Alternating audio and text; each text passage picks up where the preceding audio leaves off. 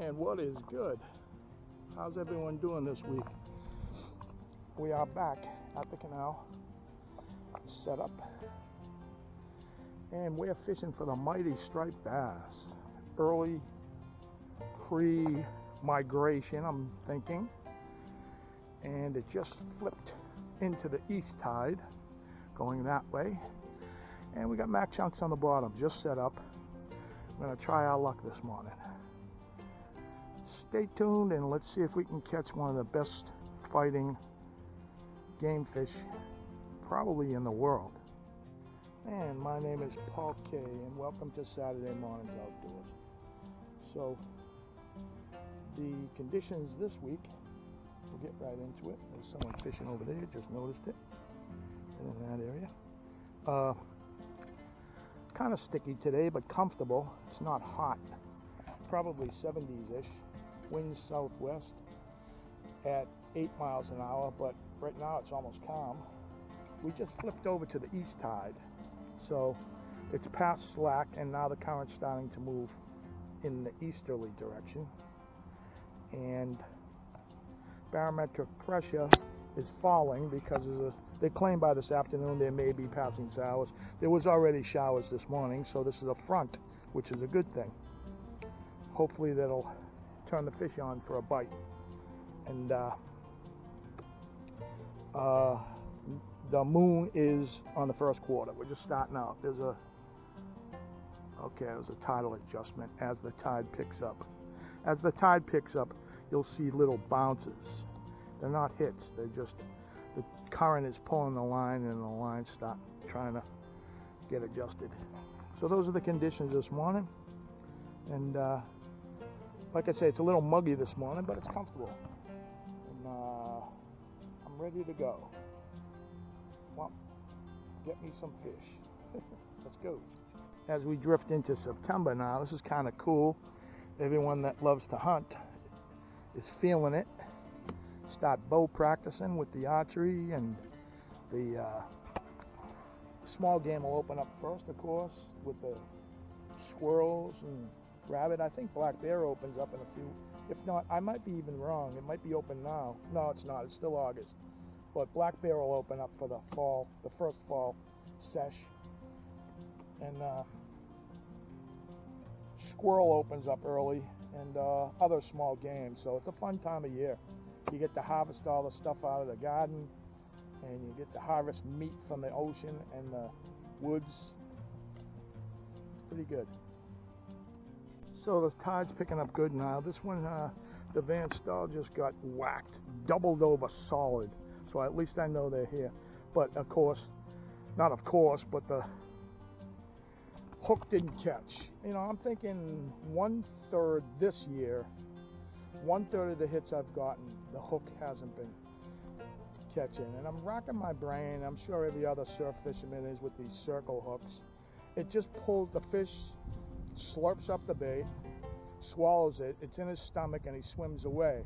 And the idea is, obviously, as he swims away, the bait comes out, and the hook, the way it's designed, is to hook him in the corner of the mouth at an angle as he's swimming away. But like I say, 1/3 of the time that thing pops out, and it's very frustrating. So last winter, I keep forgetting to do this, but last winter at the fishing expo, I picked up these hooks that are 2 or 3 sizes larger than I normally use. Like I'm using 10-aught. There's a little touch. I think these are like 13-aught. They're huge. But everything is that gap between the shank and the point. That's what catches on the fish's mouth. And I'm figuring a larger gap, but I don't know. They're big. I'm so imprinted with the 10-aught in my mind. These look so huge. They look almost ridiculous, like tuna hooks. But I should just invest one session just to see if that will cure that problem. The wider that gap, the bigger, because that's what's happening. The hook simply isn't catching. Somehow it's not, and then the fish, I don't know, you'd figure the fish would come back and re-eat it if they're that hungry, not knowing what the hook is. But when they feel the resistance, they swim off. Very rarely do you get a second chance, unless it's another fish. You know what I mean? You know, there'll be like a 50-second pause, and then that's another fish. That's not the same fish, I'm pretty sure. So, but anyway, I'm trying to figure this out. I'm sure every other fisherman is too. But if we're confined to using circles, you know, when we were using J hooks, you know, forever, for hundreds of years, you know, if your rod went down, it went down, and then you'd set the hook. I miss that too, setting the hook. And in salt water, you can't do it for stripers. With bass, we can still do it, of course, you know, but you don't have to use circles, freshwater. But with the J hooks, if your rod went down, you got that fish, and you know you're probably going to gut hook them. Most of the time, they were gut hooked because they swallowed it. And that, especially the most effective hook out there, the design by far is the offset. That offset J hook by far catches the most fish. It's just the hookiest, you know. It just really, absolutely, on its way out, as the fish swims away, it just catches on the innards, you know. Offset J hook of any kind is like the killingest hook. The worst hook, circles, you know. I mean, I'm calling it like I see it. You know, I mean, I get it. We're all obviously environmentally concerned. If I'd had my druthers, I'd rather use the J hooks, but we're legally bound to use the circles. So you just play the game right. And, you know, as frustrating as it is, because that literally doubled over. That was doubled over, and it just, you know, and just the sight of that. So, good looking cat. I'm not seeing too many boats. This is Labor Day weekend. You'd figure this place would be, I don't want it to be, but maybe the impending rain that they forecast has something to do with it. But and even this year, I've not seen you know, comparatively to other years, a lot of guys ain't taking their yachts out. What are you, running out of money? You know. Well, I'm on the subject of Labor Day. Happy Labor Day to all you working class heroes. I get it, man. It's a really heroic thing. You know, you go your whole life to get up every morning, get out there, earn a living. You know, you deserve a month.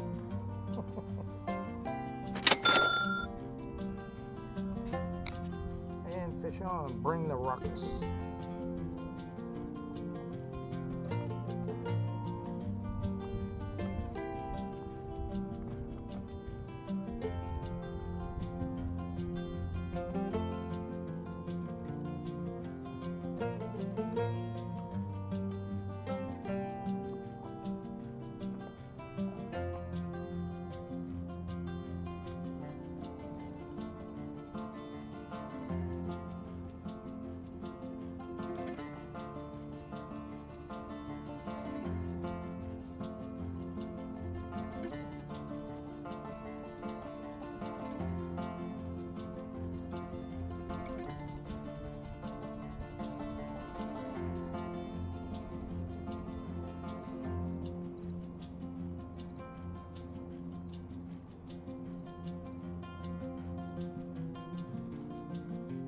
This is how we do.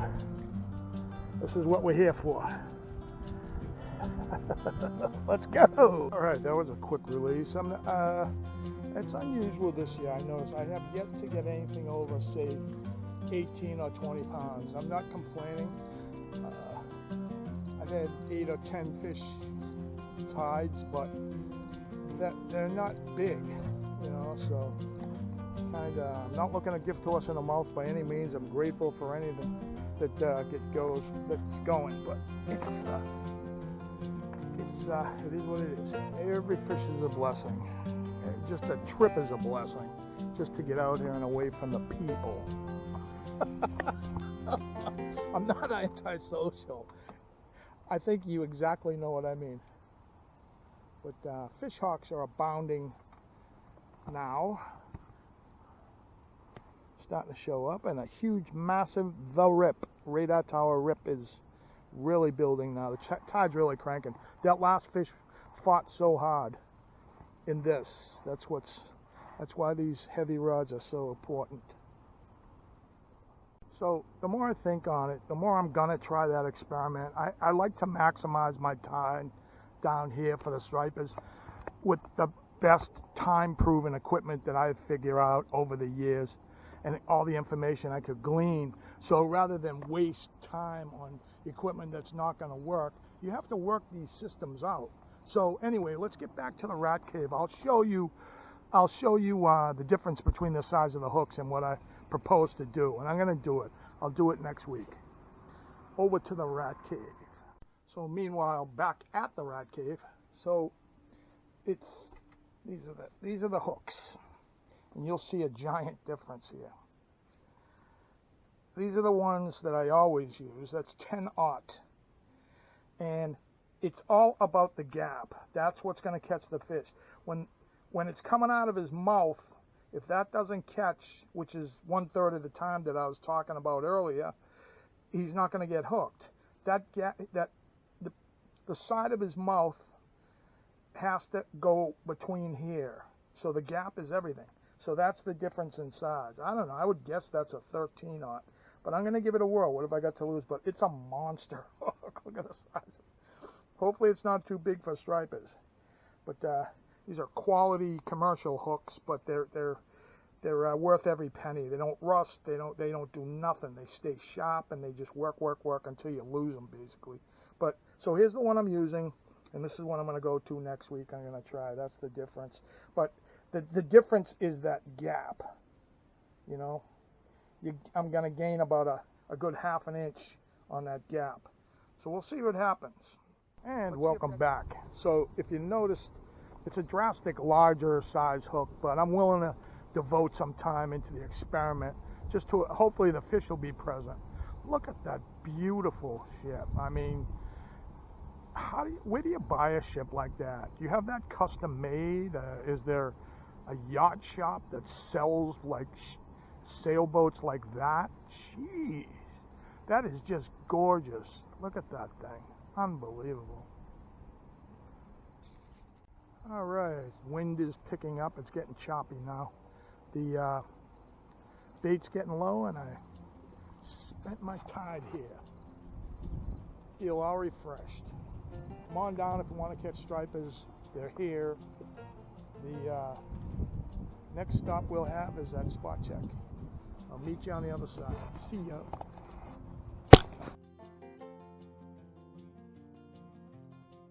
All right, and welcome to Spotcheck. We made it over to the other side, and I want to show you something. I was just seriously robbed. I was robbed. Normally at this time, I stop at the bait shops to get bait, and usually I buy usually at least 8 mackerel. So I bought 8 mackerel, and these look like they're food grade. I mean, they're really, the way they're packaged, they're really nice, pretty looking, everything. 8 mackerel. Take a guess how much? $28. $28 for 8 mackerel. So it's like, what, 8 3s are 27, $3 a piece, I'd say. But I mean, that's crazy. 8 freaking mackerel. I mean, geez, if they were running, that's incredible. I won't name the bait shop, but God, man, I don't know if it has anything to do with Labor Day. He said he had to go into Boston to get them, and he couldn't find any or whatever. He gave me this song and dance, but it's $28 for 8 mackerel. Unfreaking real. Anyway, on to Spotcheck. Normally $20 maximum. That's high. This big old yacht. You see now all the boats are starting to come out. It's approaching the middle of the day. So I pulled in at Old Bridge. See how you can get here? You can come right off the main drag. Come right out to Old Bridge, right up in here. Very quiet spot. And I introduced you to this spot last week. The tide's coming up to be high now, so you're not going to see the points that we saw last week. But I'll show you the next. And so, as you can see, it's pole 335. You can see the railroad bridge in the distance, and directly way back in front of that is the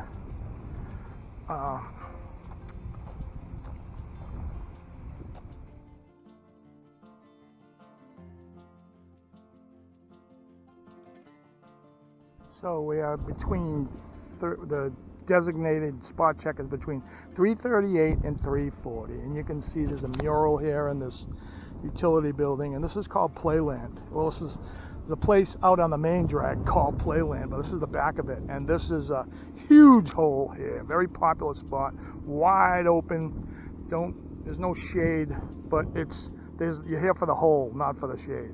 But between 338 and 340, and this is famous, of course, for stripers, but also bluefish are known to habitate this particular spot. So 338 and 340, Playland. And thank you for watching. This will wrap up this edition, Labor Day edition of Trail Boss Striperquest. And thank you so much for watching, guys. Please like and subscribe. I don't know, I'm all scrambled over that 28 bucks for the bait. It's robbery, dude. Really. So please like and subscribe, and we'll see you next week. See yous.